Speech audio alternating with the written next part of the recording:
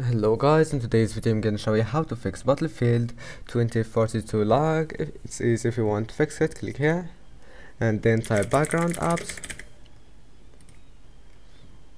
and now make sure to turn off this option and then go to view advanced system settings and then go to settings, click adjust for best performance, click apply and OK and then close it. Then go to GeForce Experience,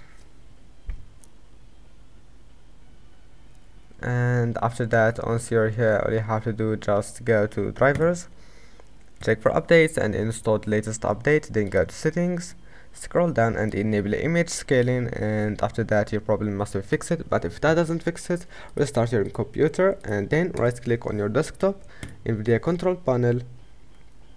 Now just wait a few seconds and this window will pop up, and then click use my preference, move it to performance. Now just click apply and your problem must be fixed, and see you in the next video.